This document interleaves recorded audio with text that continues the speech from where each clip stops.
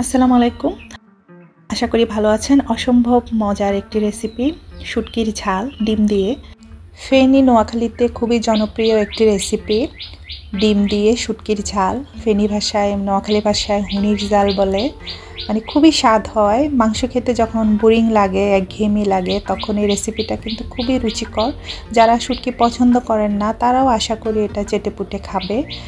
মাত্র 2 পিস চ্যাপা শুটকি দিয়ে আমি এই রেসিপিটি করেছি। কোনো প্রকার কাটা থাকবে না। আমি যেভাবে রান্না করেছি এভাবে যদি আপনারা করেন খুবই ভালো লাগবে। আর ডিম দিয়ে করেছি। এটা আমি মটরের ডাল দিয়ে করেছি, আলু দিয়েও করা যায়, খাইসা দিয়েও করা যায়, মানে শিমের বিচি। এখানে আমি চ্যাপা শুটকি ধুয়ে পরিষ্কার করে রেখেছি। আর মটরের ডাল ভিজানো 1 কাপ রেখেছি ধুয়ে, সাথে একটু মসুরের ডালও আছে। আর টমেটো, আর এখানে আমি পেঁয়াজের জন্য ভিজিয়ে রেখেছিলাম। এখানে সামান্য মসুরের ডালও আছে, সেখান থেকে 1 কাপ দিয়ে আমি রান্না করে নিচ্ছি ঝটপট।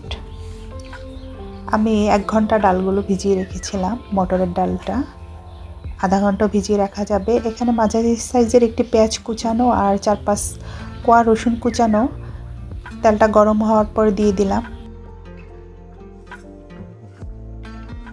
যখন পেঁয়াজগুলো একটু নরম হয়ে আসবে, ভাজাটা প্রায় মাঝামাঝি অবস্থায় আসবে, তখন মাঝখানে একটু ফাঁকা জায়গায় আমি শুটকিগুলো ভুনো করে নিব। আর আঁচটা মিডিয়াম পর্যায়ে থাকবে। এখানে খুব ভালো করে একটু ফ্রাই করে নিচ্ছি। কাঁটাগুলো ফ্রাই হয়ে যাবে। শুটকি মাছের কাঁটাগুলো, চ্যাপার কাঁটাগুলো, এখানে আর কাটা লাগবে না। ছোটরা বড়রা সবাই আর বিরক্ত লাগবে না, কাটার কোনো ডিস্টার্বই আসবে না। ভালো করে কাটাটাও মিল্ট হয়ে গেছে। এখন আমি এখানে 1 চা চামচ শুকনো লাল মরিচের গুঁড়াটা দিয়ে দিলাম। কালারটা খুব সুন্দর আসে তেলে আগে থেকে দিয়ে দিলে। আর টমেটো কুচানোটা দিয়ে নেড়ে নিচ্ছি। এখন পানিটা এক সাইডে গরম করে রাখতে হবে। একটু পানি দিয়ে দিলাম, গরম পানি দিয়ে। পানি দেওয়ার পর মশলাগুলো দিয়ে দিব। গুঁড়া মশলাগুলো, হলুদ গুঁড়া দিলাম প্রয়োজন অনুযায়ী 1 চা চামচ দিয়েছি, ধনিয়া গুঁড়া 1 চা চামচ দিয়েছি।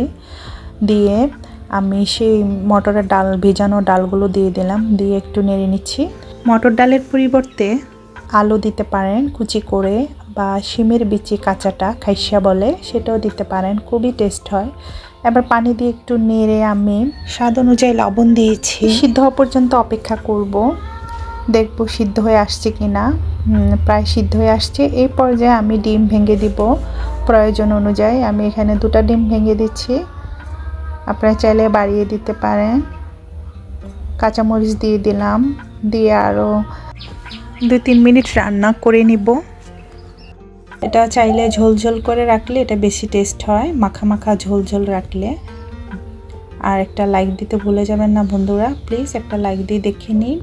আর চ্যানেলটি, যদি রেসিপিটি ভালো লাগে, আপনারা চ্যানেলটি সাবস্ক্রাইব করে নিতে পারেন।